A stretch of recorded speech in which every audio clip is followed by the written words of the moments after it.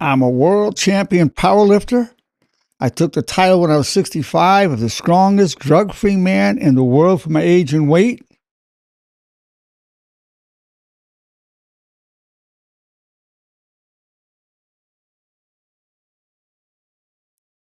I'm a world champion bodybuilder. That's the plus side. The other side is I've had 2 heart attacks, prostate cancer, labile hypertension, faced death many times. That's the balance. I'm very strong, even at the age of 85. I'm strong. Work out regularly. And the title of today's presentation is Be Fit or Be Sorry. Be fit or be sorry. I was plenty sorry. I mean, when I was having when I had those heart attacks, when I had the prostate cancer, when I had the labile hypertension, my blood pressure shooting up and down. I've got 6 coronary stents holding arteries open around the heart. Then the job became staying alive. It was a full-time job. And then I wrote a book called Staying Alive as a Full-Time Job. And Diana Ara was a co-author. She's a nurse practitioner. But let's start off with, when I say be fit or be sorry, let's start off with the be sorry. See, if we don't take care of ourselves, then that's bad. I'm not being a good son. You're not being a good son. Not good sonship. I'd be a burden to my mother if I became crippled or dead and she had to bury me or bury you. That's not being a good daughter or a good son. We could make ourselves a burden. I told you to stop smoking. Did you listen to me? No, you didn't. And look where you are now. All because you didn't listen to your mother. And when I talk about being fit, I'm just muscles, yes, but internal strength, your organs, how your blood is, your arteries, all of that. So I'm talking about fitness. I'm talking about exercise. I'm talking about nutrition. I'm talking about supplements. I'm talking about thoughts. All of it affects fitness, mental, physical, spiritual fitness. If you're not fit, you're not taking care of yourself, then you're not a good spouse. You're failing at your spouseship, whether you're husband or wife. You're failing at it because we could become a burden to your wife, your husband, and have to be wheeling us around.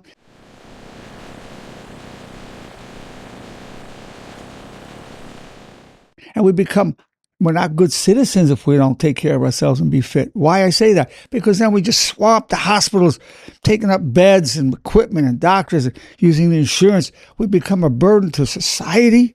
Check his O2 stats now. Adjusting the IV flow. Keep the rhythm steady. To our loved ones.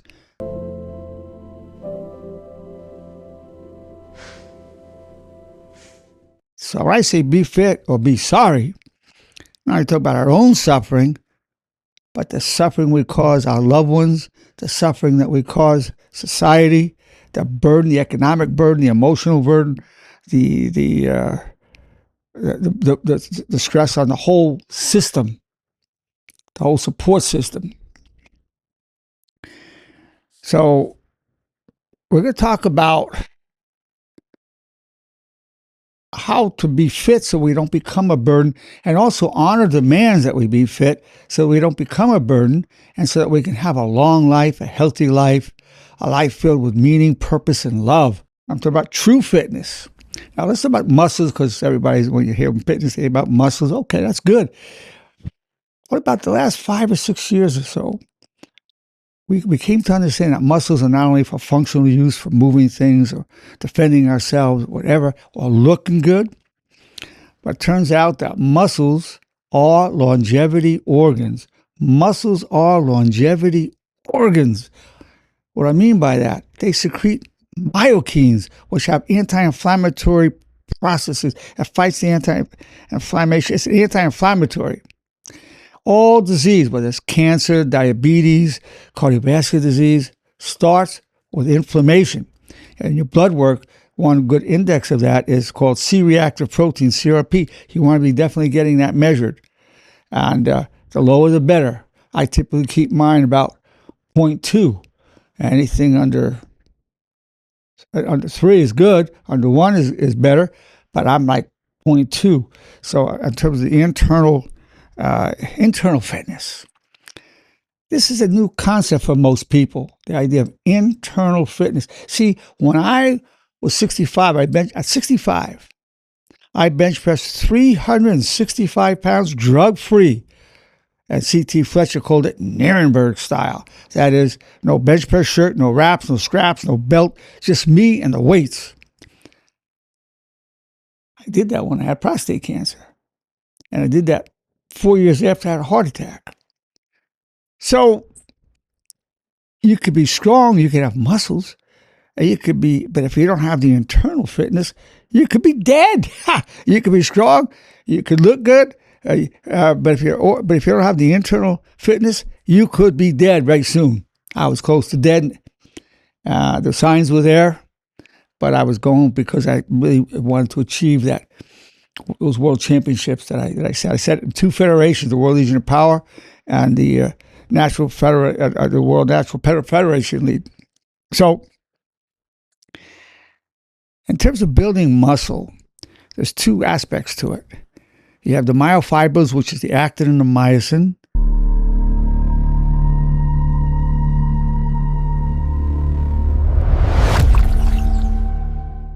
Those are the muscle fibers themselves.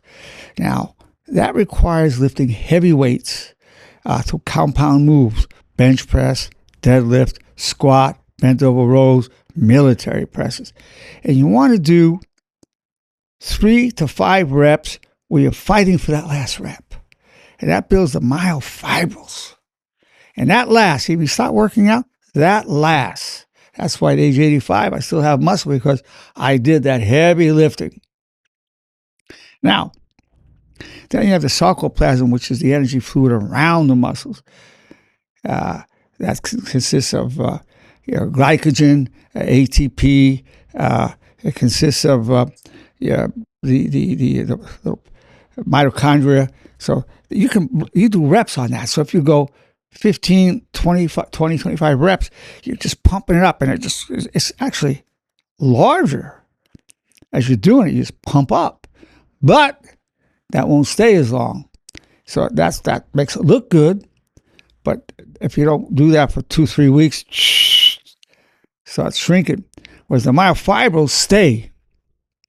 Now, of course, when you want to be able to get the right nutrition to support the exercise. See, weightlifting and the exercise doesn't build muscle. No, it tears it down. I call it constructive injuries. You're damaging your muscles. So you need time to rest and let it grow and get the right nutrition. So you particularly want L-leucine, which is part of the branched chain amino acids. You have L-leucine, isoleucine, L-valine. That's very powerful stimulation for protein synthesis. So you want to have that. Now, the most abundant amino acid in your body is L-glutamine. So you want to take L-glutamine supplements. You want to take your branched chain amino acids. You can get it straight as BCAAs, it's called, or you can get your whey protein. Because if you take your whey protein, it's very rapidly assimilatable. Right after you work out, it's what's called the anabolic window. And the anabolic window means your body's hungry for that protein. And whey protein gets in really fast. Whereas if you eat a steak or chicken, it doesn't get in that fast. But the whey protein does.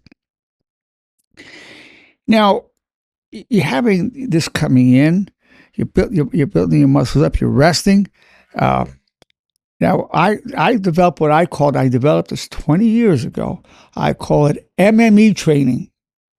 MME training stands for momentary maximal exertion. Momentary maximal exertion. So with that, it creates a state of hormesis. Now, what is hormesis? See, you can stimulate the longevity pathways in your body through stressing your body out. That's why if you do intermittent fasting or regular fasting, you're stressing your body out. And that activates longevity pathways, the sirtuins and other longevity pathways. Hormesis, stress in the body. But not stressing until you're dead. So if you're fasting, you don't starve yourself to death. You just do enough to stimulate the processes for the longevity pathways.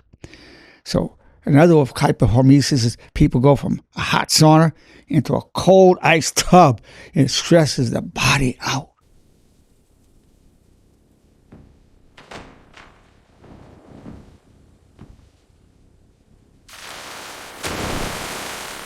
And that activates the pathways you're creating. You're not going to freeze to death, and then it's destructive. Well, the same with weights. If you go momentary maximal exertion for like 10 to 30 seconds, it stresses the body out. You don't want to do enough to kill you, give yourself a heart attack, or start tearing tendons. But you go for 3 to 5 reps where you're struggling for that last rep. You do 4 sets of that. But that stresses it out. It creates a state of hormesis, activates the longevity pathways. I created that term 20 years ago before there was data on that. Now there's data that happens. It's all part of another dimension of hormesis, stressing the body. You know, one way of increasing the health of the plants you eat, they stress it out. They deprive it of water. And it develops all kinds of ways to stay alive. And as it develops these coping mechanisms, you eat it, you're eating the coping mechanism. You eat those polyphenols, you're getting the coping mechanism with it. So that's hormesis on the plant. You're taking that in. So now the MME training, I've done a lot of that. And maybe I survived the heart attacks and the prostate cancer, labile hypertension, because I did so much MME training. I mean, I did a lot of it for many, many years. I've been lifting weights for over 70 years, maybe about 71 years now, at 85. And this is a photograph of me on my 85th birthday. That's me on my 85th birthday. It's not digitally enhanced. That's me. And so if you stay with this, see, so the key is consistency. Consistency. One thing about working out, most normal human beings don't want to do it. Half the time, I don't want to do it. Muhammad Ali, considered the greatest boxer of all time, he said he hated training. He would exhaust himself, and then he would start counting reps and sets after he'd been exhausting himself. He said he hated every moment of it. Every moment he hated that training. But he wanted to be a champion, and he achieved that. So you don't want to want to be a champion, or maybe some of you do, but you want to have a long life, a healthy life, because that's the honorable thing to do. So we don't become burdens to our loved ones and society.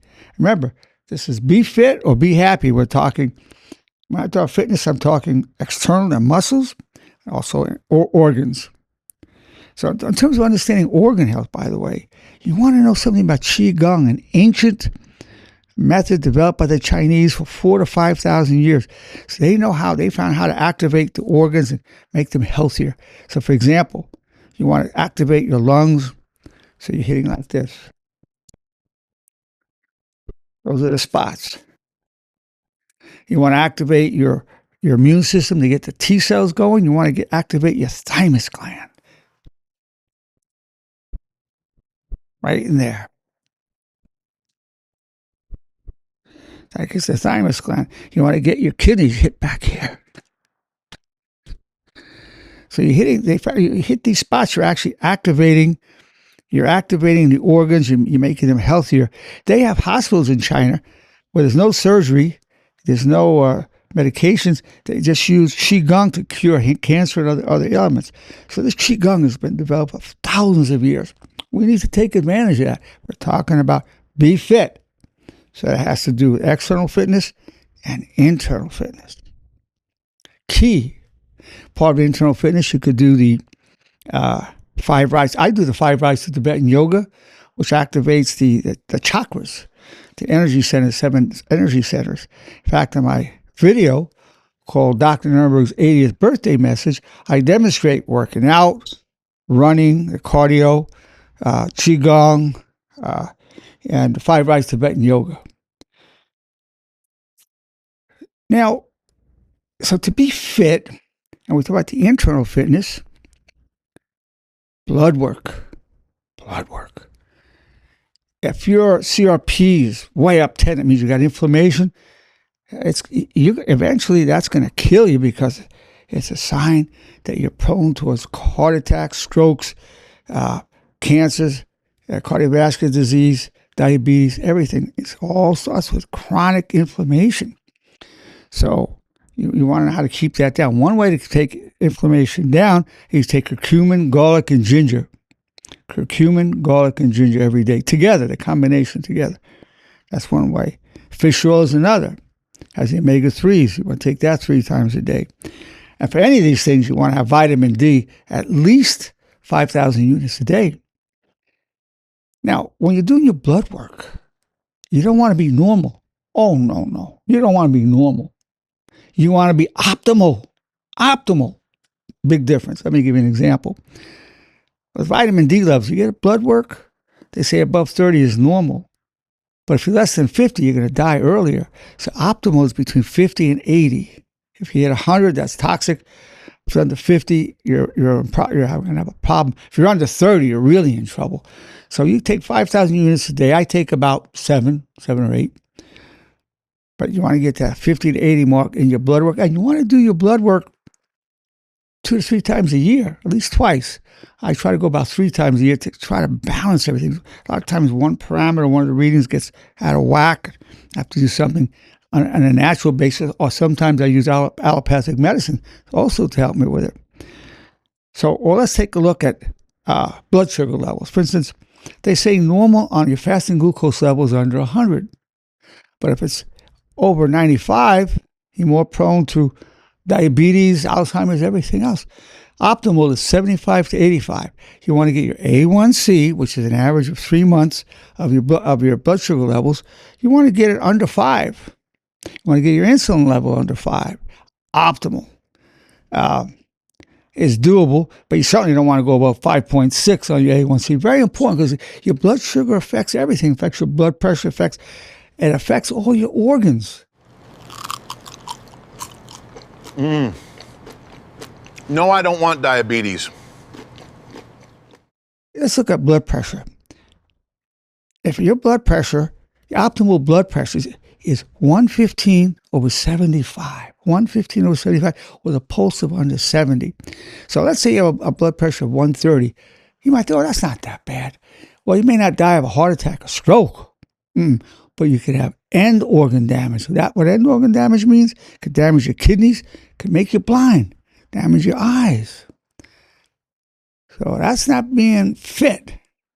That's being sorry. You want to try to get to 115 over 75. And some of the ways of controlling that is keeping your blood sugar down is one of the factors. All right, here comes the syrup. Wow, so much! Perfect. Who wants the first bite? You want to keep your CRP down. And you want to stay away from processed foods.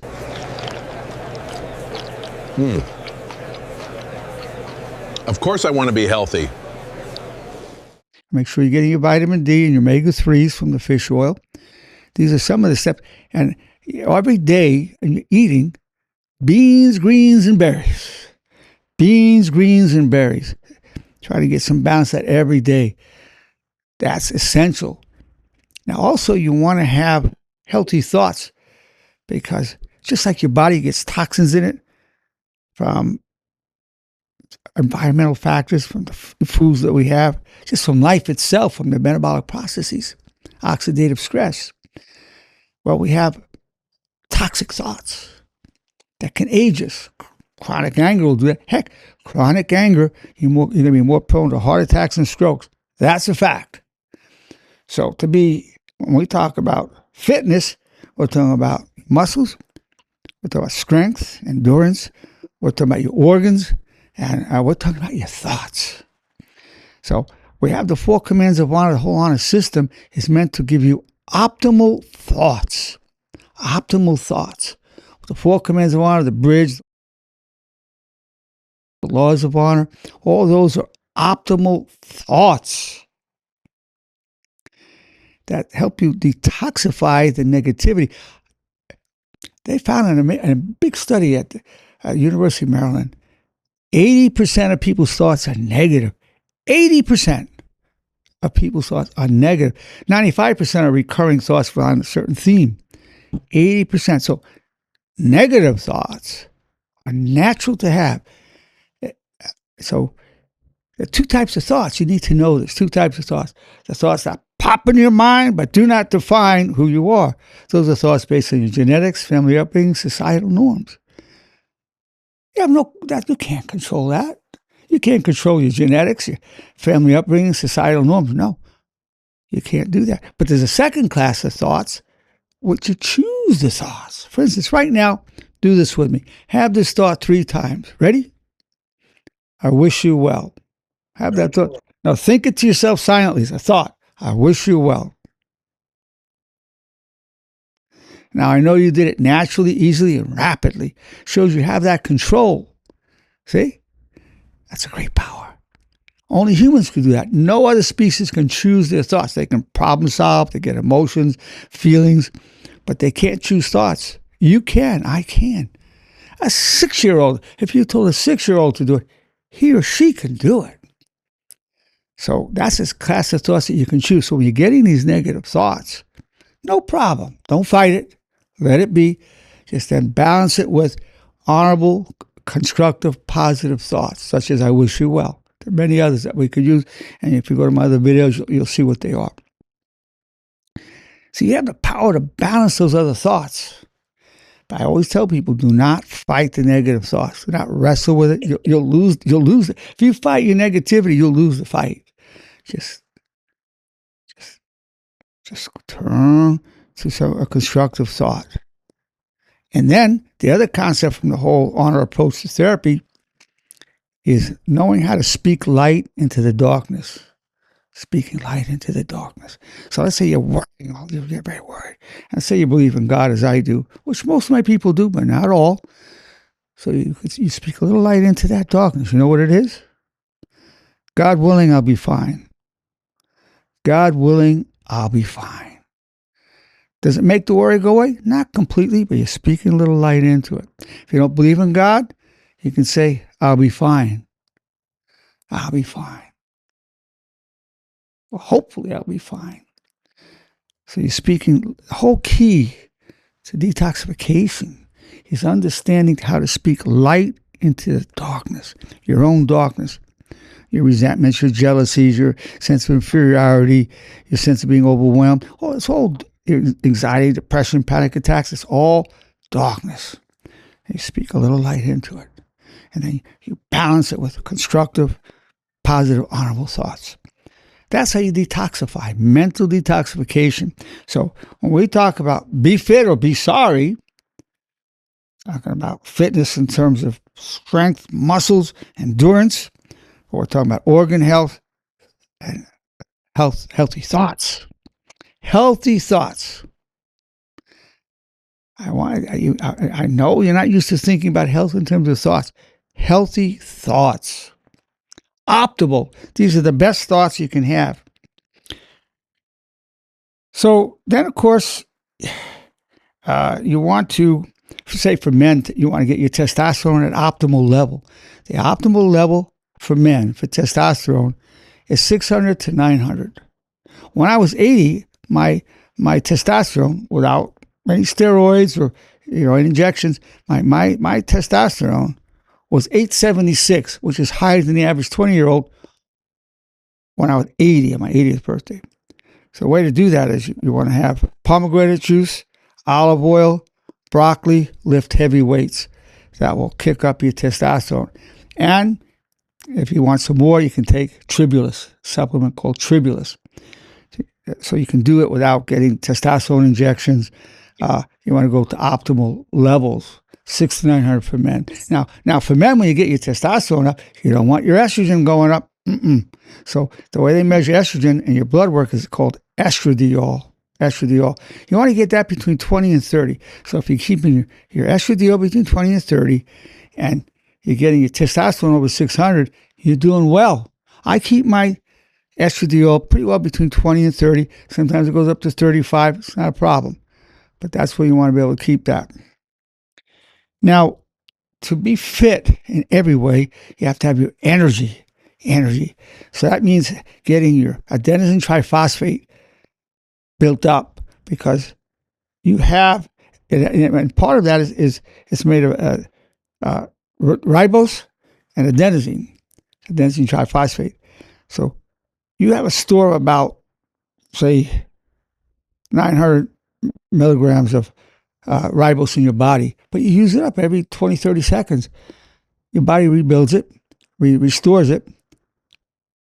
But you can also take D-ribose, 5 grams, 1 to 3 times a day to help replenish that, especially if you're doing strenuous exercise. Now, see, the adenosine triphosphate, abbreviated as ATP, is burned in the mitochondria of your cells. The mitochondria is in every cell, and it's the energy powerhouse of the cell, your mitochondria. The energy powerhouse. Some other aspects that can help the mitochondria is coenzyme Q10, particularly the ubiquinol type, not the ubiquinone, the ubiquinol. Of course, caffeine helps with that. A good cup of coffee. But the energy vitamin is B12.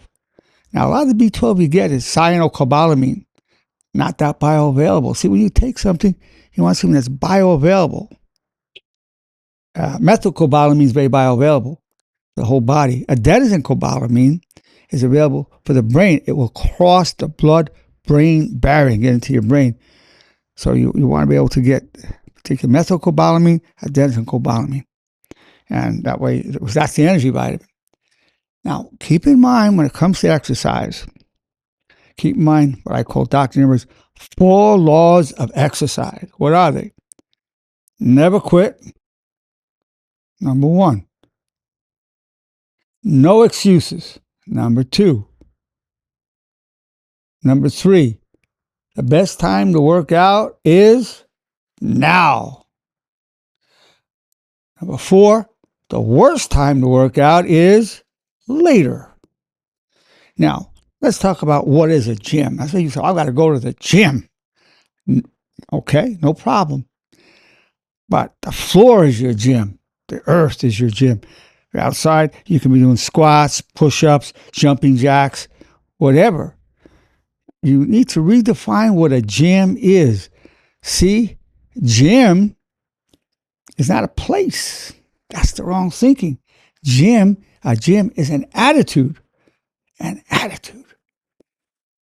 Wherever you are is a gym. Also, you could do isometrics. You could be doing pressing like this. You're pressing on your muscles. Right now, I'm hitting my bicep on my right arm, left arm, tricep on my right. I'm pointing down.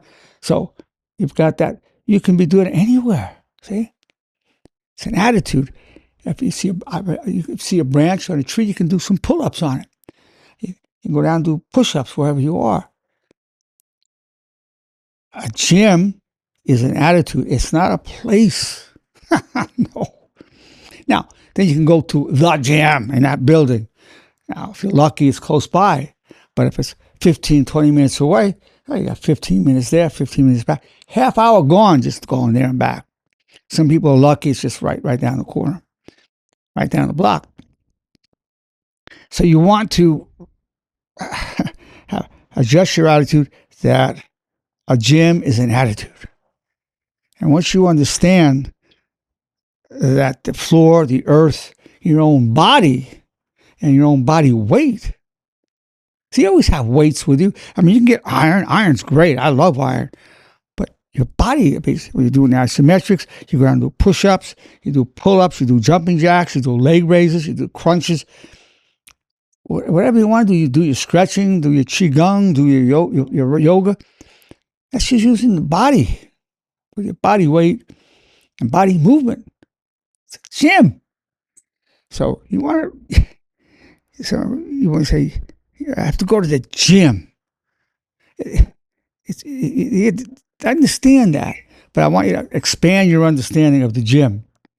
Because when you're working and you're busy, or you're a postpartum mom, you can't even get out of the house. Well, the gym's right there. So I wanted to so you understand now the something of the muscle physiology, the energy, what fitness is, and what it means to be fit, and then you have an understanding of what it means to be sorry. You should be sorry if you become a burden to yourself. Your own life becomes a burden to you because you violated yourself. I've done it. I mean, I violated myself. When I was big and strong, I was eating a lot of junk because I just wanted to be big and strong. So I went up to 222 pounds. My normal weight was like 155, and I had a heart attack. Boom, my second one. So I came down to 212. Still lift heavy. Became a world champion. But I wasn't healthy. Still wasn't healthy. Could hardly walk. I couldn't sleep. Couldn't tie my shoelaces. I was so big. But I was strong. And listen, every man starts to weightlift for the same reason, two reasons. We want women to look twice, and we want men to think twice. We all start off with that as a motivation, without exception. Then you get to a point where you build yourself up. You don't want to lose what you have. Then you get to the third stage where it's not even an option, just like you brush your teeth, you breathe. You just got to work out. I've been at that stage for a long time. That's why I've gone 71 years. When I finish this lecture, I've had a long day, so 10 patients today, took care of a lot of factors at the clinic. I'll head to the gym.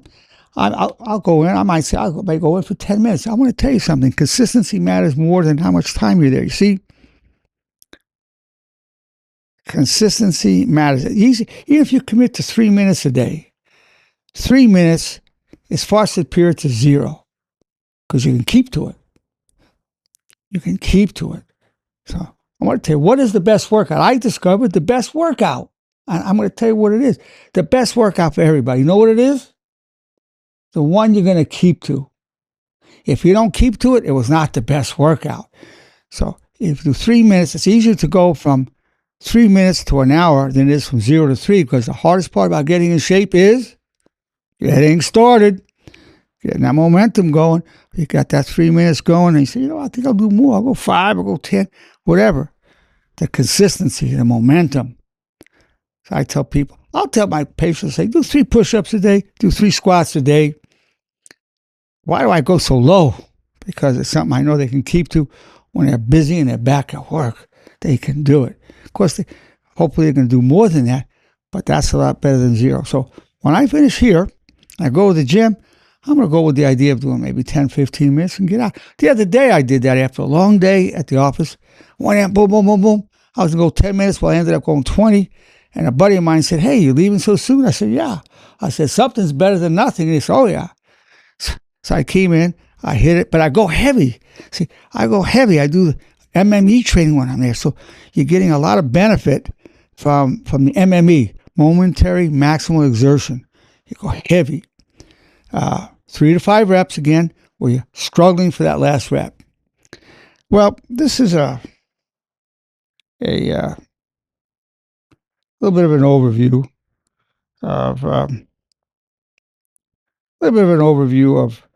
of fitness. And some of it's unique. I know the thoughts were unique. I know talking about organ health's unique. I know talking about the parameters of blood work is unique. So I've expanded your idea of fitness, and I hope I've expanded your idea of what a gym is. The 2 takeaways: expanding your idea of fitness, expanding your idea of fitness, and expanding your idea of what a gym is. If you get those 2 things from today, I've done my job, because my intention is to help add to your life, to your longevity, to your well-being, to the sense of meaning in your life, and then teach it to others. I want you to be truly fit in all ways. Well, it's my pleasure to present to you, Be Fit or Be Sorry. Now, we're going to open up to our wonderful guests that are here. Always, what you have to say is most people find as important or as meaningful as what I have to, or even more meaningful, because they feel less alone in their journey. And when they hear each other, people feel part of a beautiful community, which you are, beautiful community of people. How lucky we are to know each other. So I'm going to open it up for your comments and questions. Hi, Dr. Nerenberg. It's Kat. How are you? Cat, there you go.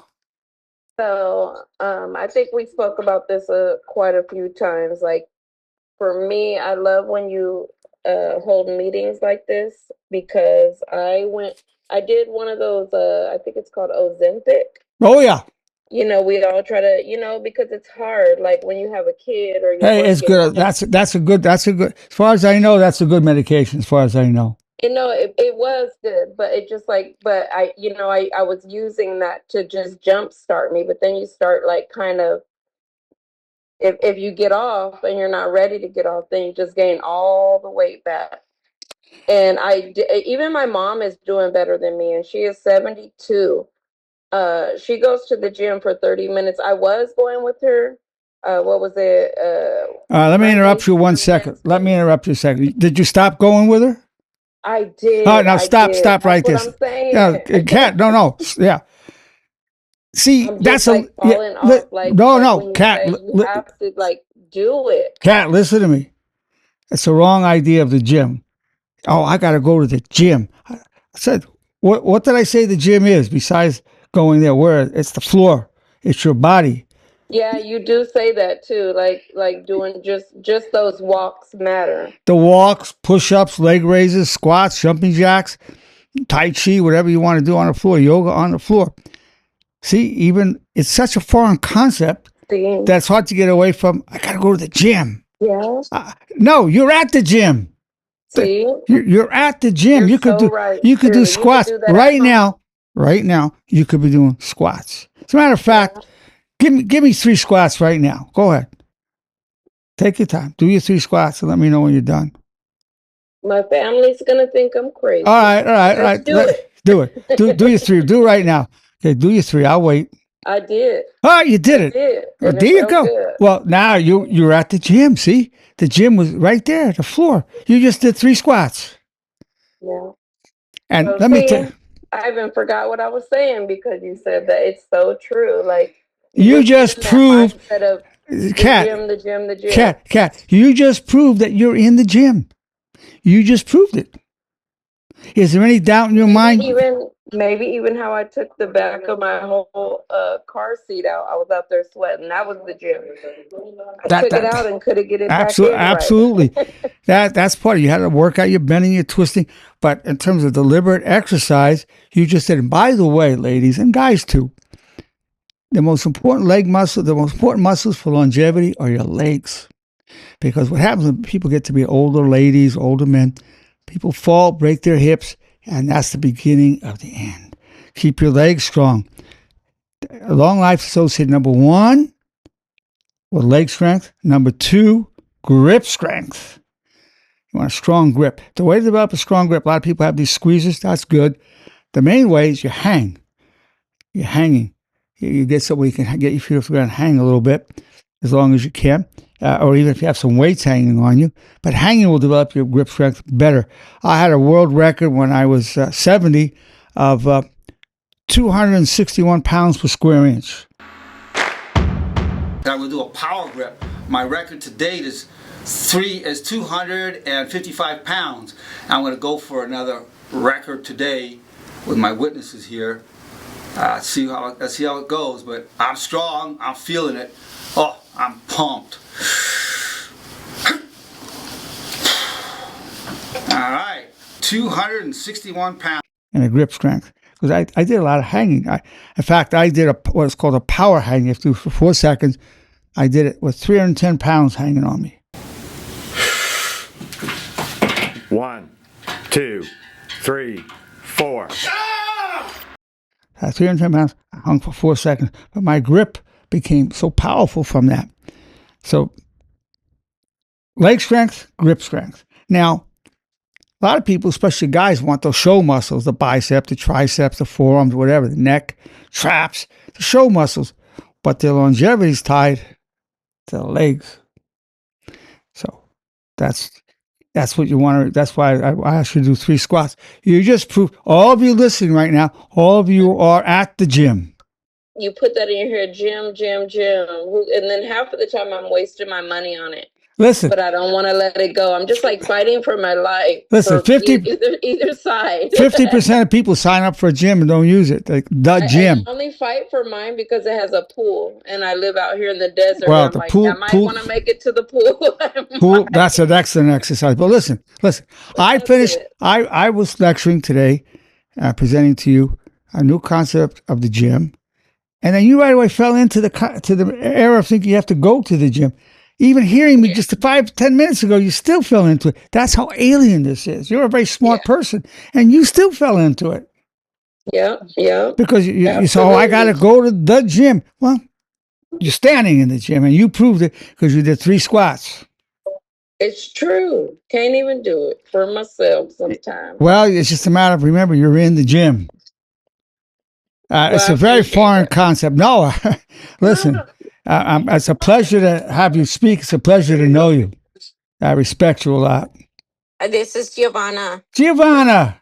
After I had my second child and I was going through postpartum depression, it was just a very difficult time where it was just so hard to like show up for yourself. And Very common, by the way, very common. yeah, and I was like telling my husband because that was it. My postpartum depression was pretty much coming, affecting a lot of other areas of my life, including my marriage and my relationship with my husband. Absolutely. Obviously, right? Because it was obviously because my relationship with myself was not in the right place to begin with. So I was telling him like this is how I feel. I don't like how I look, and By the I way, a gained lot so of much. most women have serious body issues after at a postpartum level. Serious. Yeah. They start sagging and the weight gain. Yes. Almost all women have serious issues like that, Yes. and I've helped a So lot of women I with was that. Yes. going through all of that, and I was telling him, trying to get him to like understand me, and he said, "If you don't like what you see in the mirror, then change it." Wise And words. Wise words. And I was, when he first said that, I thought that he was just so insensitive and it was hurtful. But in reality, that was Well, let me exactly ask you this, what Giovanni. made me or helped me change. Was your belly part of your problem? Because the belly gets big during. Yes. Okay, so so you can do. So here's something in terms of the gym is where we are right now. You can do vacuum. It's called vacuum. You suck your belly button in towards your spine. You let it out, in, out, in, out. Try to get about 100 of those. I used to do 200-300 at a time.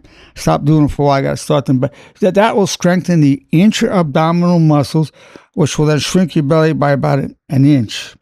Not because you've lost fat, but it's just firmed it up from the inside. So I tell people about the vacuums, and people see changes in their belly size, and they have a better feeling about it. Again, it's just one step, but almost all women have an issue about their bellies after that, and their breasts get saggier. There's a lot of issues about that. And there's certain exercise like that to do 500 reps, they can raise up the breast by. I've had people go as much as 3 inches, an inch, 3 inches. So there are exercises that can be done for the 2 most vulnerable areas in women after pregnancy: breast and belly, and you can do it at home. You can do it anywhere. Yes. Yeah. So so after he told me that, I started with the exercises on demand. And that was back in 2007, I believe, like the 7 minute workout, 10 minute workouts. That's And good. that's kind of how I started. But I just committed myself to just doing one 7 minute workout Where or did you one where did you do minute the workout workout? Where were you when you did it? in my living room. That's right. So the living room was your gym. That's right. The living room was your gym. I was in my living room and I was in an apartment building in the second floor. So I couldn't make all the excuses that my neighbor downstairs is gonna complain or things of that nature. But I just decided Well, that I listen, was gonna give myself Giovanni, just that. let me say something. So you did it in your apartment. You know, some of the most fit people in the world are prisoners in prison. They're in their cells, it's a confined room, and they do push-ups on their fingertips. They do handstands. They find a way. They find some way to grab the bars and do pull-ups. They're some of the most fit people in the world in a cell. Nothing there. And in fact, they have one called convict conditioning. I had a couple of books written by convicts. So if they could do it in a cell, and that's their gym, well, we could. We got the floor. We have the same floor they do. If they can do it in a cell, you can do it in your living room, and you did. Well, Yeah. much, And then yeah, much sometimes even respect. my kids were like, trying to copy the exercises as well. So Oh, they'll I imitate was you. watching my kids babysitting my children and all that at the same time as I was showing up for myself. So you just have to start small, but you just have to commit to yourself. Commit, and the word is consistency. Yes. Consistency. Well, now my warm up is longer than 7 minutes itself, but when I started back Well, in you're a 2007, success that's where I story, started with. Giovanni. You're a success story, and it just proves what I'm presenting to you. Very good, Giovanni. Inspiring. We have a lot of postpartum women on this call. They needed to hear that because they go through a lot from this. They look at themselves in the mirror and they remember how they were, and they look at how they are now. They feel, so much less than what they were, and but what you just gave was a message of hope. And I give them a lot of exercise, which I've mentioned. You're in the gym. Very good, Giovanni. Thank you for illustrating the point in a very practical, potent manner. Thank you. Thank you. Thank you so much. Who else has something you'd like to ask or say? Dr. Nerenberg, it's Daniel. Daniel, good to hear from you again, Daniel. Hey, peace be unto you. Peace be unto you. Thank you. Man, you're an inspiration to everyone. And man, I really like what you do. I can't believe the results that I'm getting from what you're teaching. And I really like the laws of honor. It's helping me a lot. Well, that's the part of the mental detoxification, Daniel. You're on the right track. You want to stay with it. The things you're learning from me, you want to keep it up all your life. I tell all my patients, I say, look, I'm interested in you as 35-year-old, 40-year-old person, but I'm more interested in you as a 95-year-old person. So when we talk to you at 95, I want you to be able to say, Dr. Nerenberg, I've lived a life of honor and have no regrets. And living a life of honor requires, the demand of honor is to stay fit externally and internally. So health is one of the demands of honor. So when you say, I've lived a life of honor and have no regrets, it's because you took care of your health. That's part of it. You haven't lived an honorable life if you're not looking after your health, because you allow yourself to become a burden. I became a burden, and then I caught on to what I was doing. I wasn't thinking of how I'm damaging my wife, kids. I kept going. I was having an ambulance show up at times, taking me to ER. I was a burden to the system. Believe me, I've been that burden, but not now. I do all I can. If I was to die tomorrow, the Dr. Nerenberg did all he could to stay alive. But at that point, I wasn't. So the thing I'm talking about, be fit or be sorry. I'm sorry for what I did to others through not taking care of myself. I'm sorry that I did that, and I repented, and I'm now following the way of honor, really doing all I can to be healthy, have a lot of vitality, and to stay alive, as I know you're doing, Daniel. So stay on this path. Never quit. Praise God. I've been working out since I was 12 years old, and wow, I really like working out. How old are you now, Daniel? How old are you? I'm 44. So wow. How do you get big at the gym? How do you get big? Yeah, you got to practice, right? You got to tear down your muscles. Constructive injuries, it comes out bigger and better with the proper rest and nutrition. Yeah. See, I started at 14. You're the only guy I've ever met that beat me. You started at 12. I started at 14. Wow. Wow, about you. Yeah. I still got my dumbbells from when I was 12 years old. Dang, I like to see a photo or something of that. I had All right. Back in the day when I lived in New York, we set up a little gym in my basement. We had a carpenter make my bench because you couldn't buy it, and I had a little book illustrating 10 reps, 2 sets. Abe Goldberg did that. I never saw a guy look like that in my life. Pecs were amazing, abs. I never saw a man look like that, and so I had Abe Goldberg's book, and he did my 10 reps. 2 sets, which right now we know 4 sets is better. But I saw great results pretty quickly at 14. I mean, I really just started taking off. So good for you. 12. Did you see results at 12? Absolutely. Every time I go to the gym. When you were 12 years old, you went to a gym. You had weights at home too, though, right? I'm saying that's my gym. You know, that's right. You got me. That's your gym. My 7th and 8th grade teachers, that was my first gym class. And I had a class in my high school and a class in my college for weights. But you're teaching me about weights too right now. Oh, yeah. Weights, I mean, I've got weights in my office, weights in my garage, weights in my building that I have here. And I still go, sometimes I'll go to a gym because I like to get the variety of things and be around people at times. But I fluctuate where I do it. But yeah, Daniel, I'd love to see those dumbbells. And I'll always remember that somebody started working out at 12. Wow. I'll send you those pictures. I'd love to see it. I like to see it. And if you have any pictures of you at 12, I'd like to see it. If you have any. I got a picture, but I wasn't flexing. But it doesn't matter. I can still listen. I'm an expert. I can look at somebody, and I know where they're at physically. I can tell like that. Yeah. Well, yeah. People help, and you're helping me the most right now, and you make me feel like you're an inspiration and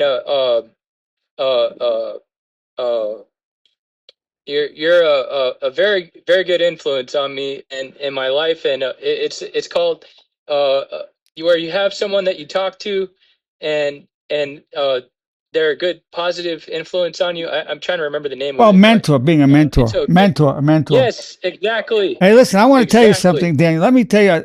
I trained with CT Fletcher a lot. Most of what I learned about powerlifting, I learned from him at least 60%. But I developed some methods myself. I want to tell you how I bench press 365 at 65 years of age.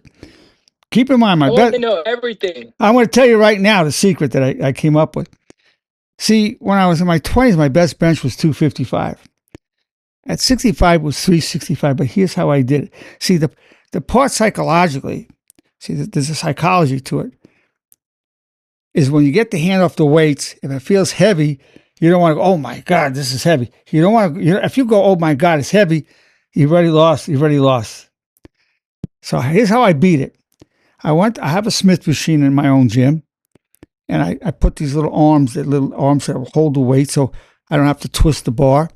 And I would put 560 pounds for a 3-inch lockout. I mean, I couldn't bench press it, but I could lock out 3 inches. 560 pounds.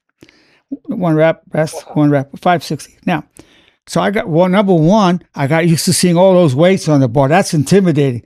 See, when I did the 365, that could be intimidating, but I wasn't intimidated because I was used to seeing so many plates on the bar. Number one. Number two, my tendons and my shoulders, 560, I got used to that feeling. So when CT handed the weights off to me, I didn't go, oh, that's heavy. I was like, light. Because I'd worked with 3 inches of 560. So he had the 365. Wow. I wasn't intimidated. No. Came down, came up, struggled a little bit at the top, and went. So, I mean, I opened with 340, popped up, 350, popped up, 365, came down, came up, a little wobbly, boom, it went. So, that's how I came up with that method. Now, the other method I came up with, I had a world record on the power pull-up, 140 pounds hanging from a chain belt. I was 70. You got it. I felt the tap. Moving. You don't probably even know anybody that can do it. Even if they can bench press twice what I did, they can't do 140 from a chain belt. There are people that can. They're very hard to find. So here's how I did it. In my gym, I had a chain belt. I would hang 200-pound plates on me. I would climb up a little step ladder, grab the bar, slow, controlled negative coming down. Walk up again, slow, controlled negative coming down with 200 pounds. I couldn't do a pull-up with it, but I can do a controlled negative coming down. I would do maybe 5 or 6 of those, keep doing that. So I was used to 200 pounds on me. So then when I went for when I did 140, it wasn't that hard for me. Yeah, but that's the technique I came up with, in addition to the things CT taught me. But that was the secret how I achieved amazing strength. And that's amazing. Could you train me? Sure. But when we talk, I'll tell you how to do. You can follow I'll tell you exactly how to do it. Absolutely. Awesome. Thank you. Thank you, Daniel. It was a pleasure to talk with you, and we'll arrange that when we're talking. We'll set up a program for you. Thank you so much. You're most welcome. The health and mental benefits of probiotics. Oh. He always talks about the probiotics, kefir, yogurt, but you could also get it from fermented foods like kimchi, sauerkraut. That's the bacteria that we have in the gut is that's a key part of the immune system. You also have bacteria in the mouth, and you can take an oral probiotic to keep good bacteria in your mouth. If you're going to take Listerine or something, you better take an oral probiotic because it kills off all your good germs. Oral health is based on having good probiotics, good bacteria. And then you want to feed it fiber so it can grow. You want to feed it fiber. And it's associated with long life. It's associated with preventing Alzheimer's, associated with preventing all kinds of diseases. You see, we're not alone. We've got billions and billions of these little guys in us that benefit from living in us, and we benefit from them. And the gut, and then you have certain probiotics not only for the mouth and the gut, you have some for the heart, you have some for the liver. There's certain bacteria that are good for the different organs. So part of that organ health are probiotics. Thank you so much. That's his thing, is probiotics. And he's right. He's 100% right. So, and he was once couldn't move. He was stuck in his room, couldn't even get out of the house. And he had yogurt. This is a great thing to take. It's really good for you. It is. Well, the yogurt with the live probiotics, the kefir. Yeah.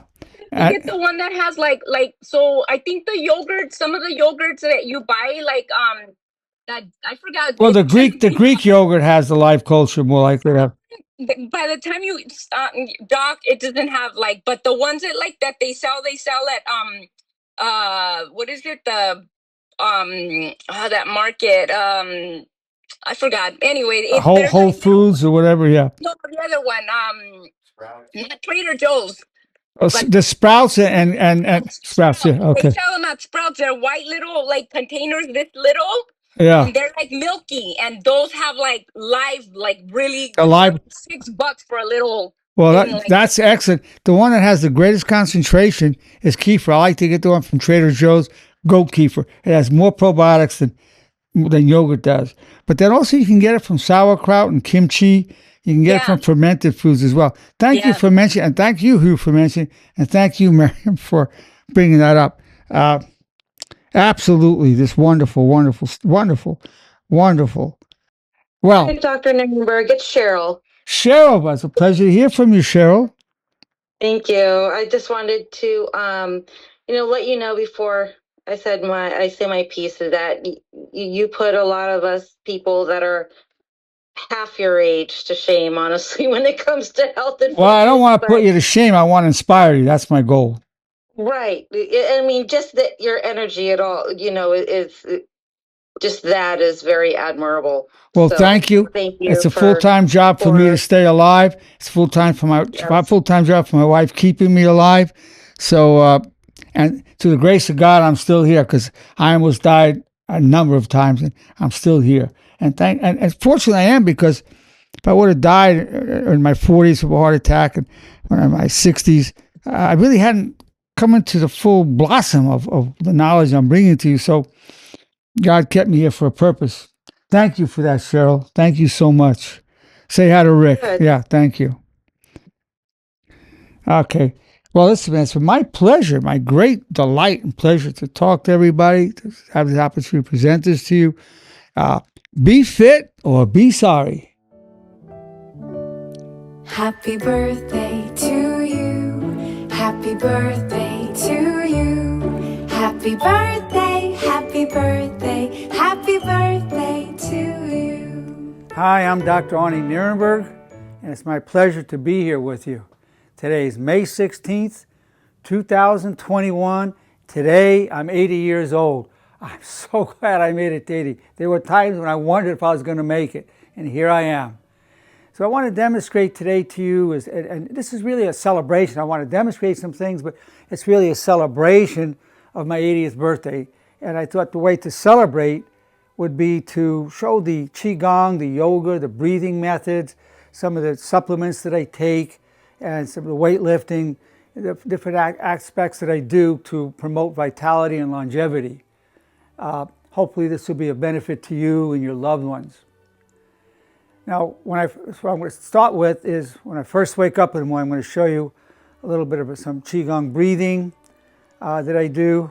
But I think what I'll do right now is, since I'm already standing where I have this, I'll show you how I open the lungs. This is some Qigong to open the lungs. So I'll go 20 times you want.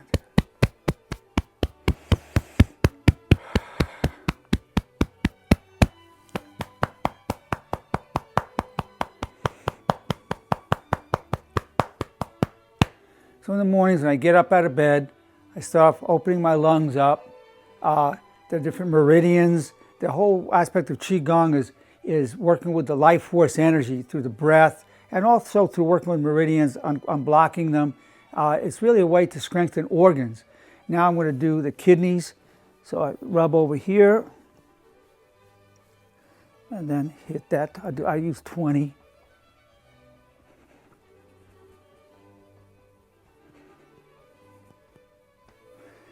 Then the spleen and the gallbladder.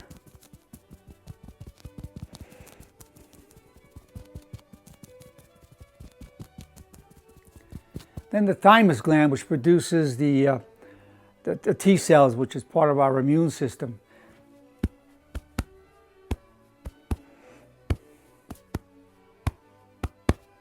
This is about where the thymus gland is located.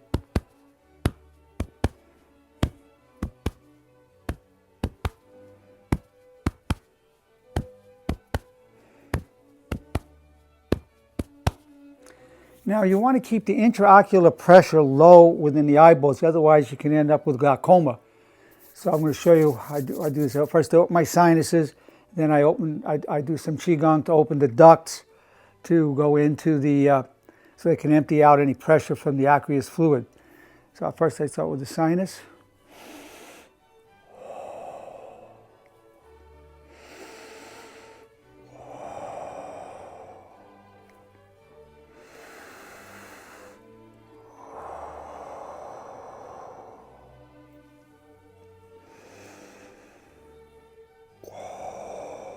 I'll use the thumbs on this part.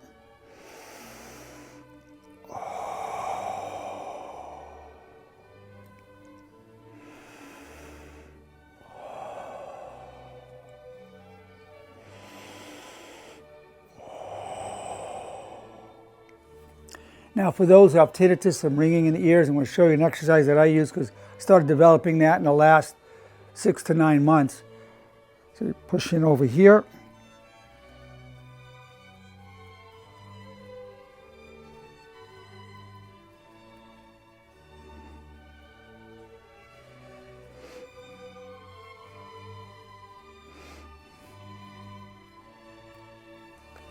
Hearing feels more acute when you stop, and it helps with the tinnitus.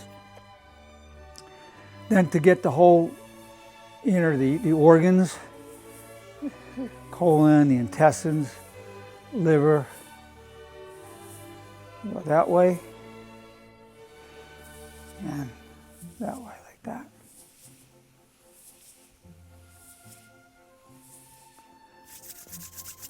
Then the thyroid here, a lot of the chi energy is here, strongest here. I'll put that right against my thyroid.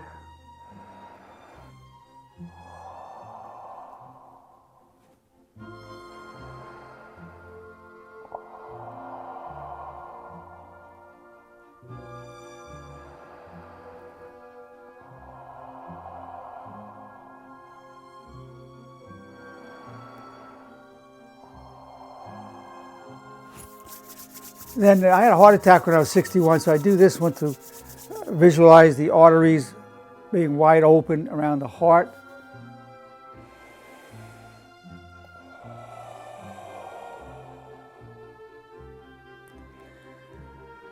So I see them opening, and I breathe also energy into the heart, chi energy in.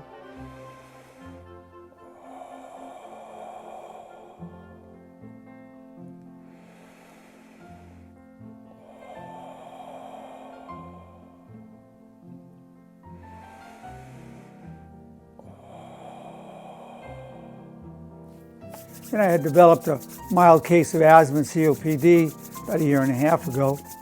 So I then put here, sending chi into my lungs, visualizing the lungs, the alveoli opening up.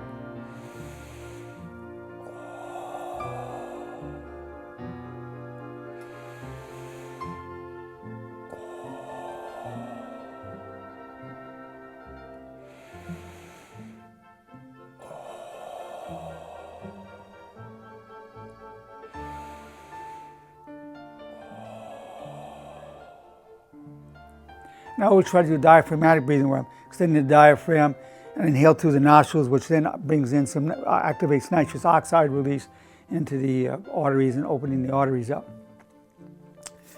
Then further for the eyes, I send some chi into the eyes and I rotate them one way, then I rotate them the other way.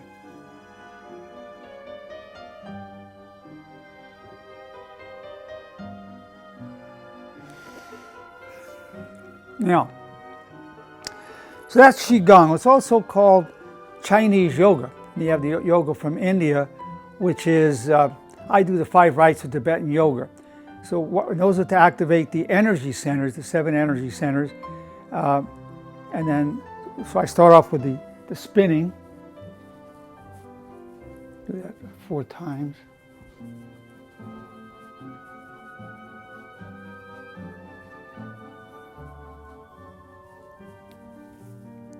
Stabilize myself.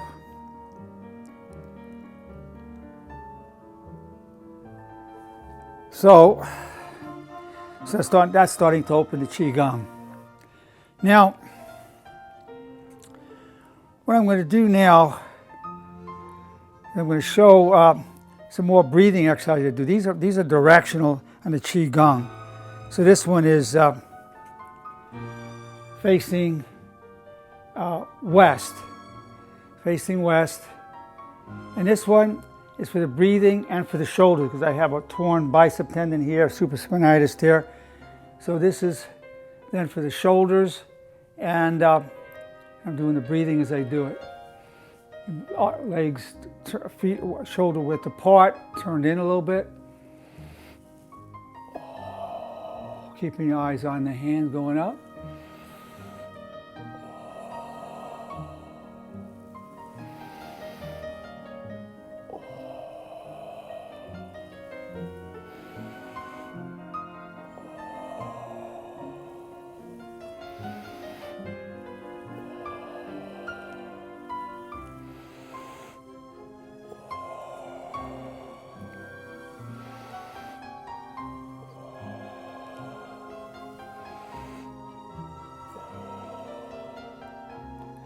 So then northwest, turning northwest, some of these are directional. This again is for the breathing.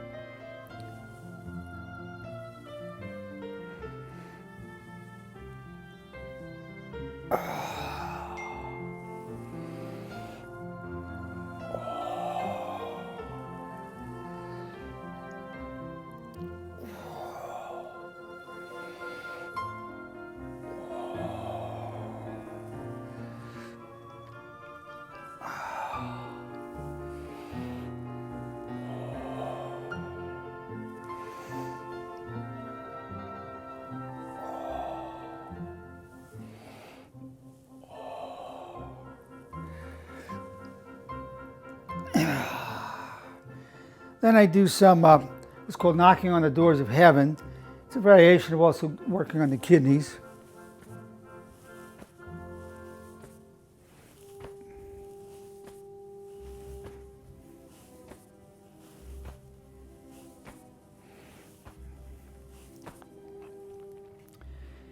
And one that's also for the shoulders and for the whole body.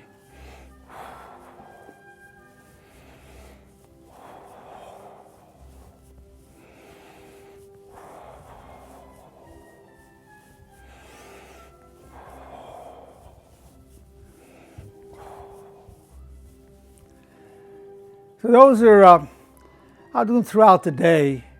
I'm going to sit down, and this is when I first wake up in the morning to get my lungs opened up and open up the rib cage.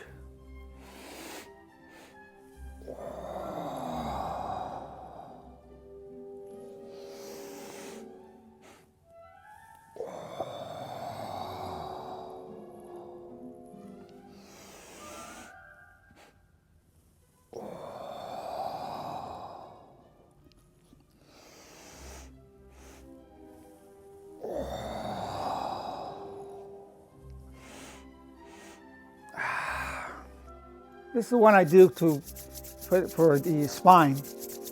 And so we get the chi, build up the chi. And again, when you're going apart, you can literally feel that between the hands. So I'm going to take that and put one under my coccyx on the bottom of my spine and one at the top of right at the skull. And when I inhale, I imagine energy going up. On exhale, I imagine it going down to the bottom hand. So from bottom hand to the top, back down to the bottom. Here I go.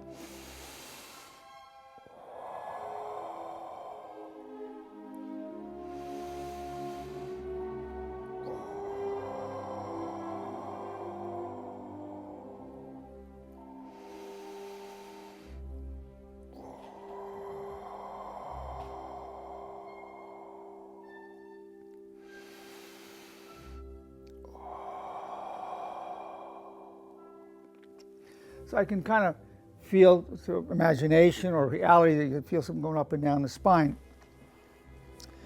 Then I get my legs ready for walking, kind of limber them up a little, pushing down on the knee here. So this is just a stretch. It's not called a Qigong move or a yoga move. It's just a stretching. So I'm going to demonstrate some stretching as well. You just breathe into it. Get some motion. I don't do too much at once.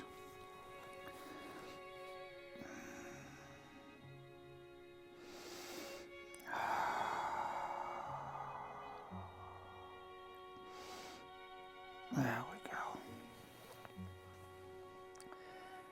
So those are the ones when I first wake up, before I come out of the bed, I do those. Now I'm going to demonstrate a stretching routine that I do in the mornings. I do about 4 or 5 mornings a week. And the 5 rites of Tibetan yoga, and I'll tell you which one I'm doing for what as I do it. So this is one of the 5 rites of Tibetan yoga. So as I come up, I'll be breathing in, and as I go down, I'll be breathing out. I'm breathing in through my nostrils.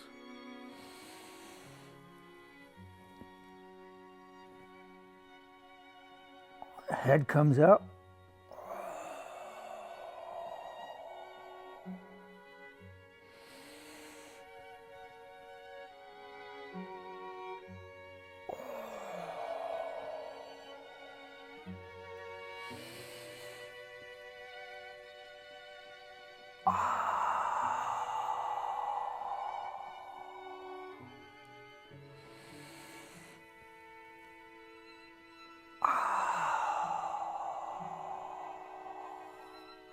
A lot of times I get an image of being a dragon, fire coming out of my mouth. That's an image that I just get. Now I'm going to do another one of the 5 rites of Tibetan yoga. We okay? Okay. So I take my head down, hands on the back, head back.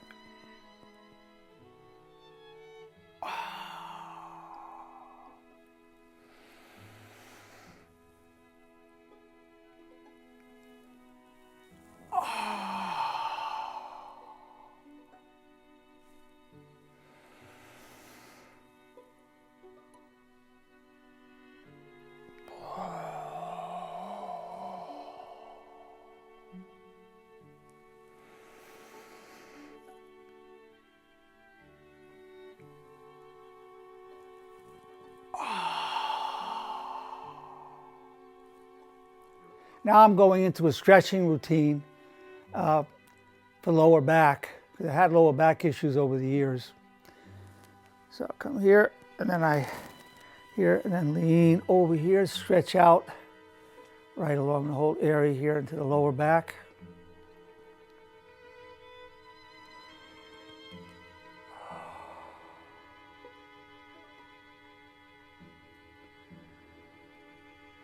Okay, and stretch the other side.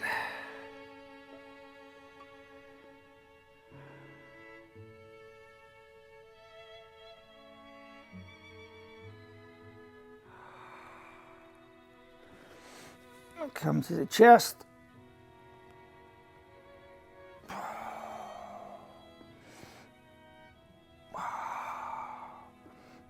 I can feel lower back stretching. Then I'll pull this one out. This one I wait for a while. I can feel the pull and throughout the glute and the lower back. So I wait a little bit, let my body get used to the fact that this is going on. And I do a lot of stretching on the exhale.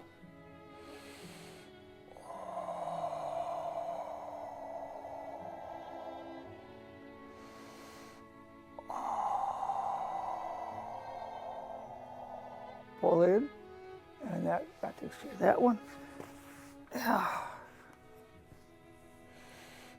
Let it stay for a while. Give my body a signal that I'm maybe stretching it. You can feel the tightness.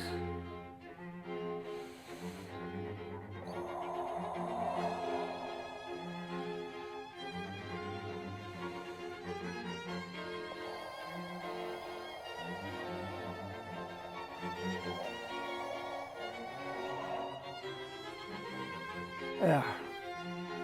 Now here, now I'm going to do one that'll stretch the front part of the legs right here, and also it hits the glutes. So come up like that.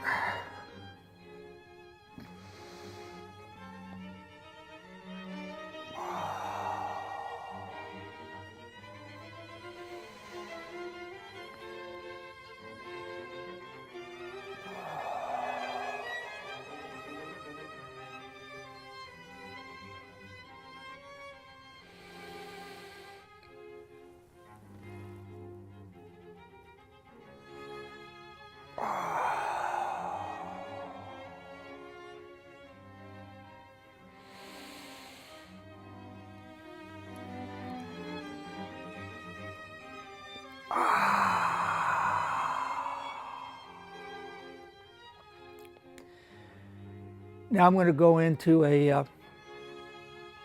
one of the 5 rites of Tibetan yoga.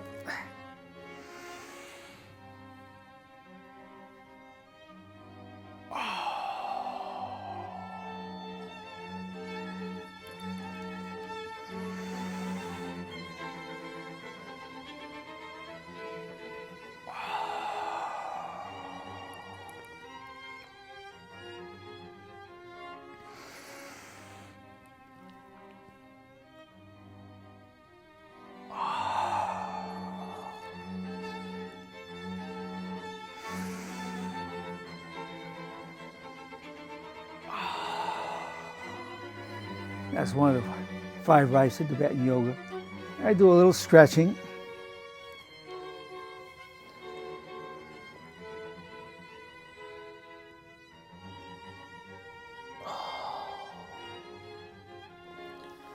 There we go.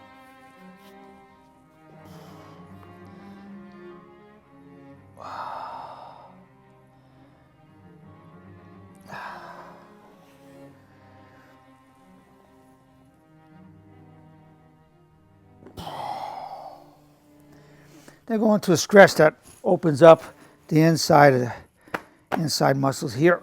And here, grab a hold of the legs and then push down with my elbows on my knee area. Push down, get a stretch there.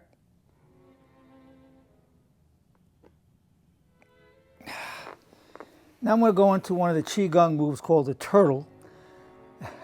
I actually get an image of being a turtle when I do it. So, crossing the legs. I don't know if you can see, I look like a turtle. My neck is coming out from the shell.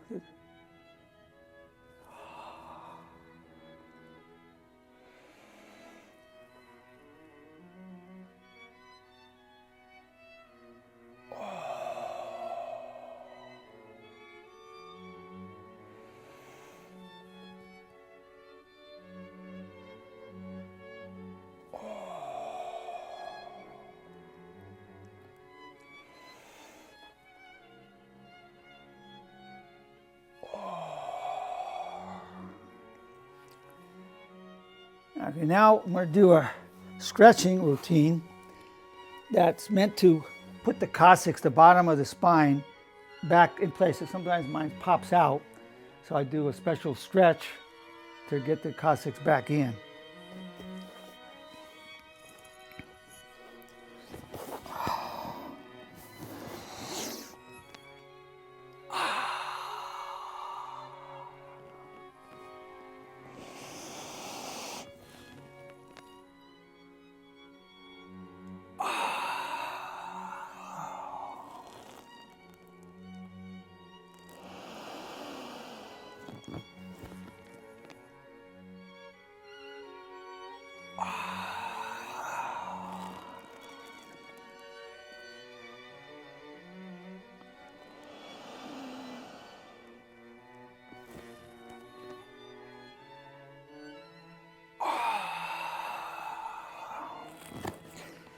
Come in here. Stretch out.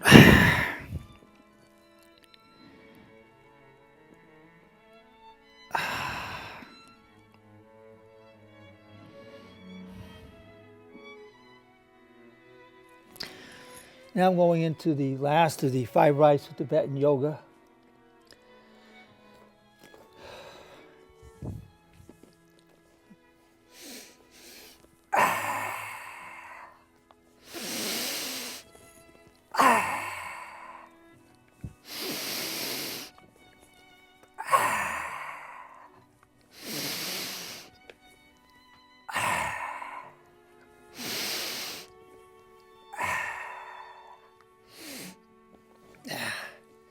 So that's the Qigong and the 5 rites of Tibetan yoga, finishing that up.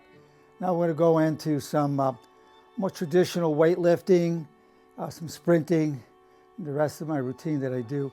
So now I'm going to demonstrate, as part of celebrating my 80th birthday, some light work I do with bands. I'll do for tricep, chest, bicep, delts. So here's what I do here. Have this tied, hooked up to the door.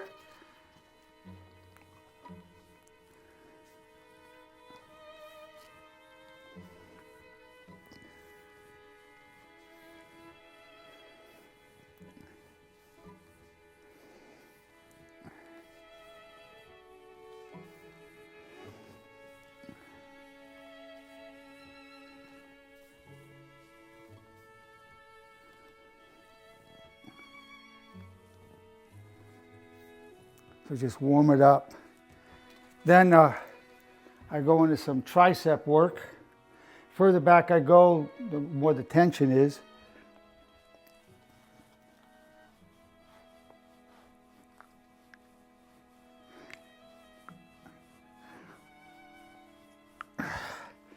Hit the tris that way. Then I'll do another one, hit the tris in the forearm.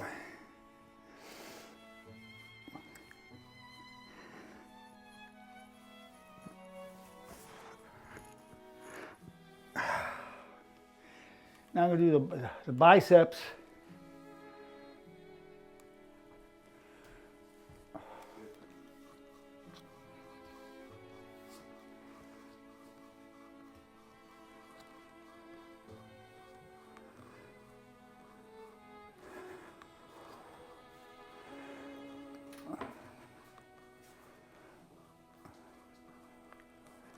All right. Then I'm going to do the delts. I cross these.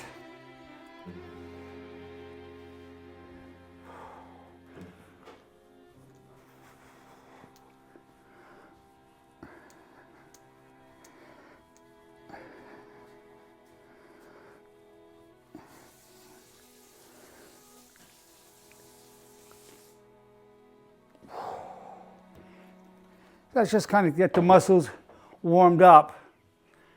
Then I either go for a walk with some sprints or hit some weights. So I'm Dr. Arnold Nerenberg, my 80th birthday, May 16, 2021. So I did the Qigong, the yoga, a little light band work, warming up. Now when I walk down to the park, and there I'll do maybe one sprint, and then I'll go into the weightlifting phase. So now I'm going to head to the Penn Park.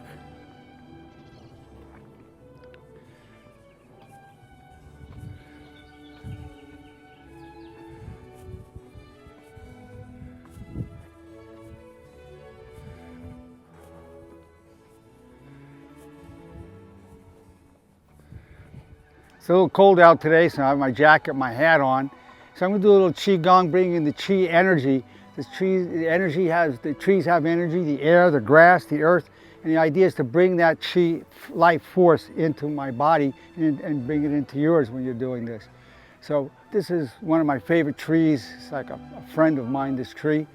I've known him for over 30 years. So I'll do the Qigong now.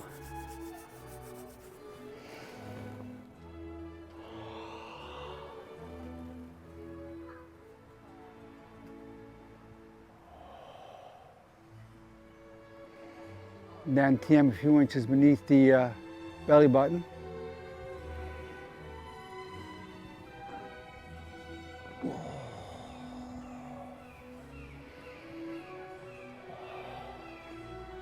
Then bringing the Qigong, bringing the Qi up from the earth.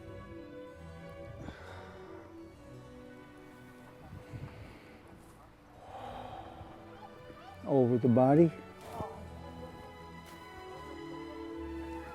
A little bit knocking on the doors of heaven.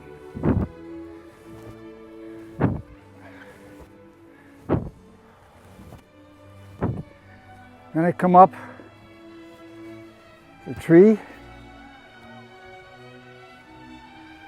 do a little stretching, getting myself ready for a walk and a sprint.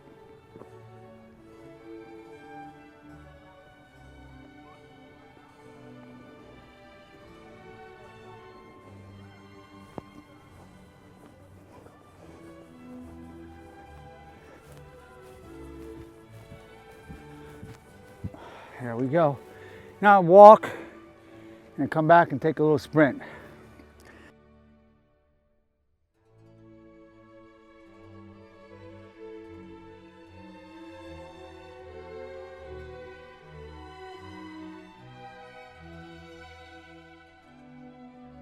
Now I'm 80 years old today, May 16, 2021. I'm totally pumped.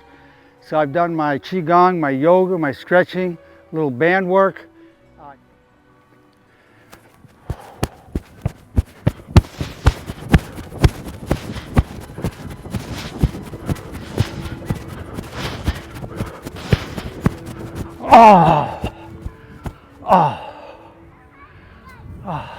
Well, it's my pleasure to be here with you. I'm Dr. Arnold Nerenberg.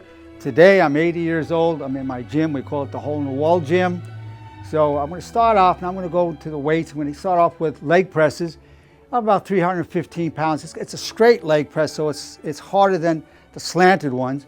So I start out with that because you want to kick up your testosterone. You want to start with compound, heavy moves. That way it kicks up when you do isolation work, whether it's curls or extensions, you have more testosterone to build up muscle. So I'll start off with legs. Okay, so now I'm going to do some leg presses.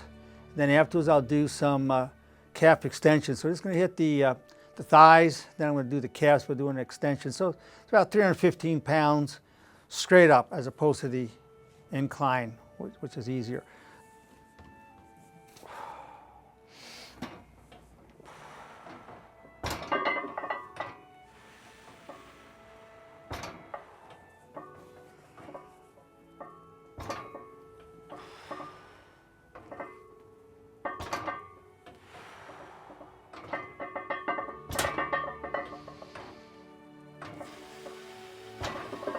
I come down slowly. That way it's less, there's less damage on my knees, and it's a better workout.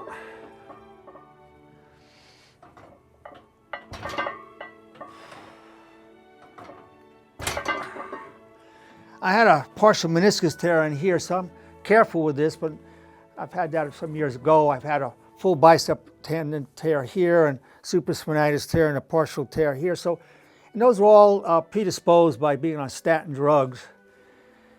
Age didn't slow me down. Injuries did, but I've been able to work around. I wasn't able to do a bench press for a couple of years.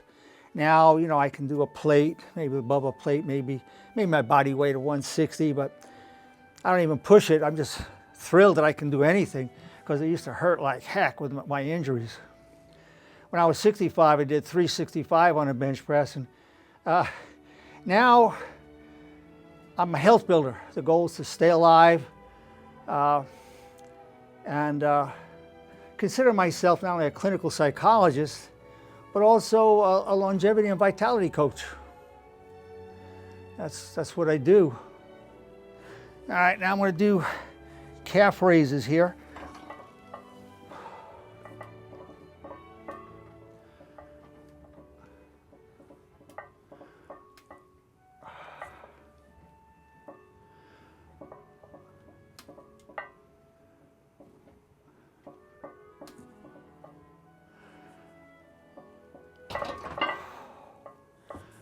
Yeah. I don't do a lot of sets. I'll just do 2 sets today because I'm going to go through different exercises here.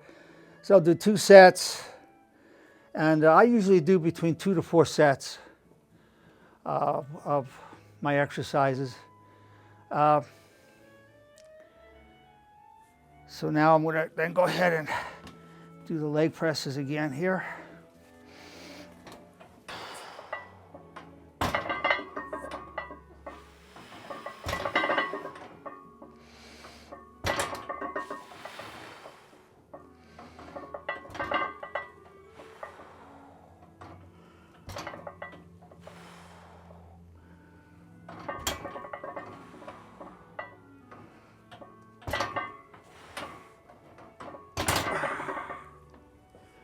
There we go.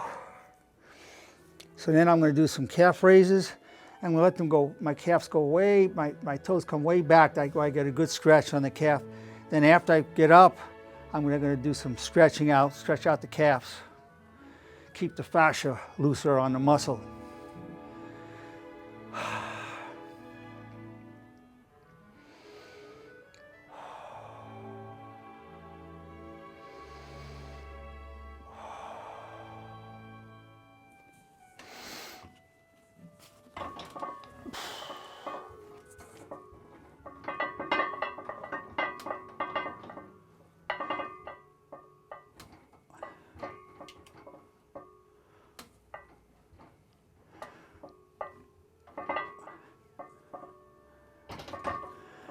There we go.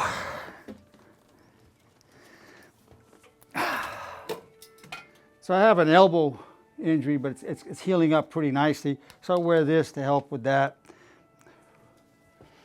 But as I'm doing this for the traps, some shrugs. This is a Gorilla Trap Blast, a very rare piece of equipment.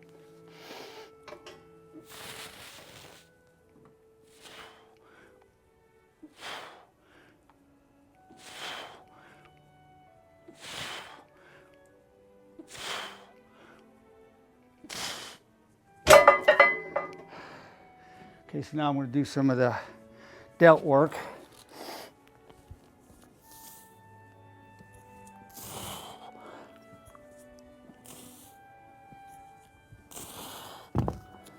All right, now get the left arm on that. So I'm going by heavier material early on to work out.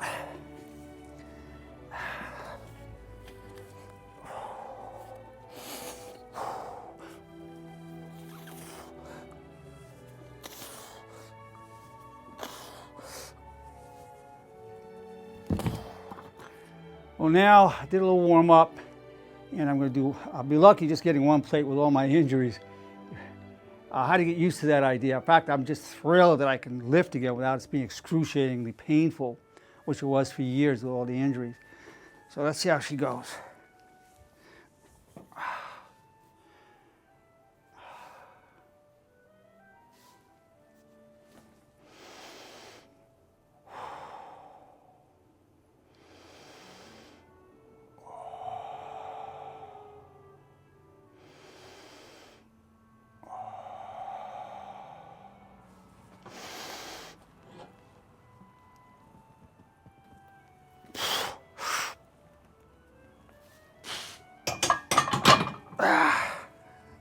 And that, ladies and gentlemen, at 80 years old, given my injuries, I'm just thankful I can do a plate. I used to do 3 plates and a quarter on there, but I'm happy with this, given my injuries. Again, it wasn't age that slowed me down, it was injuries. Well, now I'm going to do the T-bar pull, T-bar strongman pull. I had a world record of 270 when I was about 67. I had 5 plates and a quarter. I'm just going to do 2 plates and a quarter.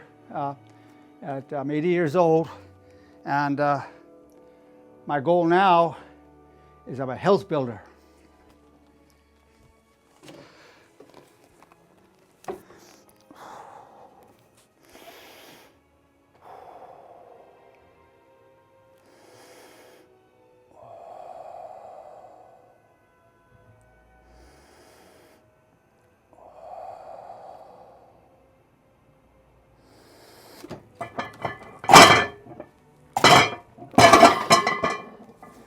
Yeah.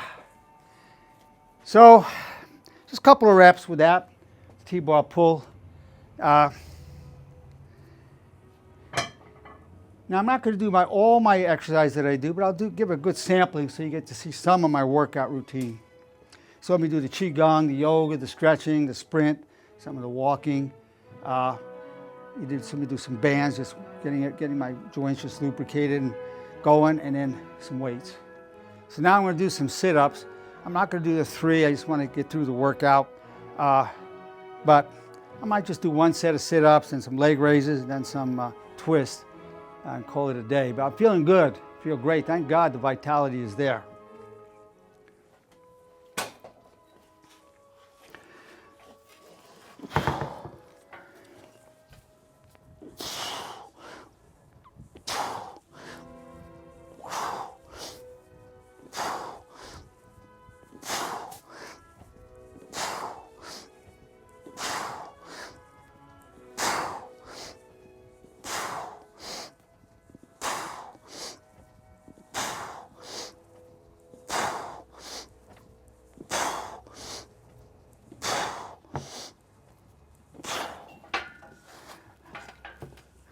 So some incline sit-ups.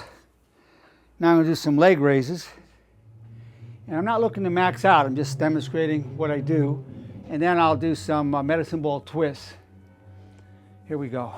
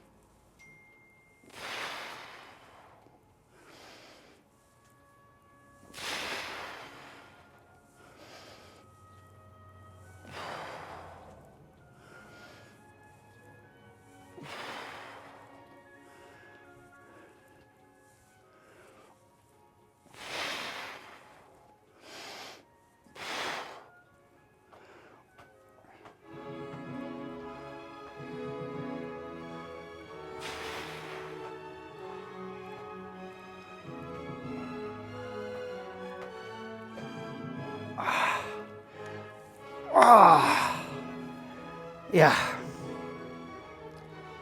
Okay. So again, I'm Dr. Arnold Nerenberg. This is May 16, 2021. Today I'm 80 years old and I'm thrilled about it. And one way I'm celebrating is making this video. So I've done all this in a row, the qigong, the yoga, the bands, the sprint, the walking, and now the weights. That's the amazing thing, is that you can have that vitality. I'm holding this out as something that you might want to look towards in yourself to do as good as me or better, hopefully better. That's the goal. So now we're going to do medicine ball twists. Twist the legs.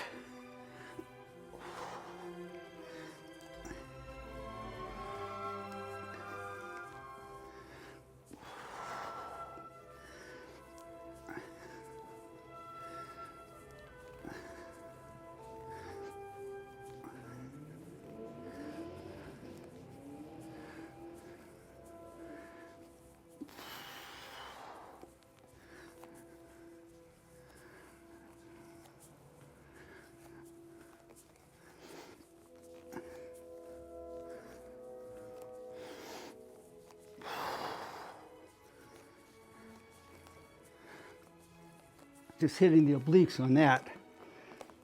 Okay. Now what I'm going to do, stretch out my spine and do an inverted hang, and then I'm going to say out loud the 4 commandments of honor, the bridge, supremacy of honor code, the laws of love, the law of respect, and a couple for increasing compassion of others and ourselves. So I do these at least 3 times a day because the thoughts are an important part of power, physical health. These strengthen the psychological immune system. Okay.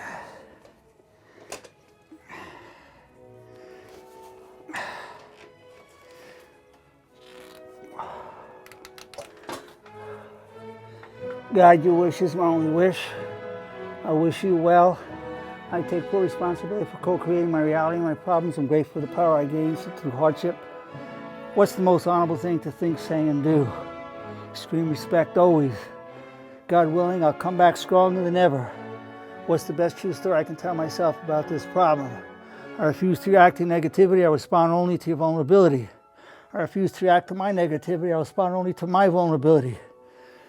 Honor before pride, honor before anger, honor before sex, honor before money. Honor before fear, honor before everything, honor before life itself. I love you, I adore you, I respect you. I'll always be loyal to you, I'm totally committed to you.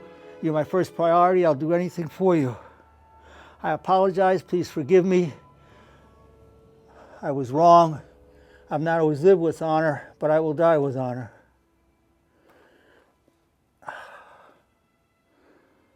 That's an important part of the honor system that I've developed, the honor therapy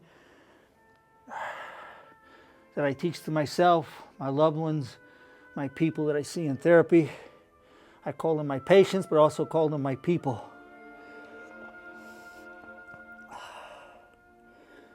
There we go. Good stretch on the back, spine.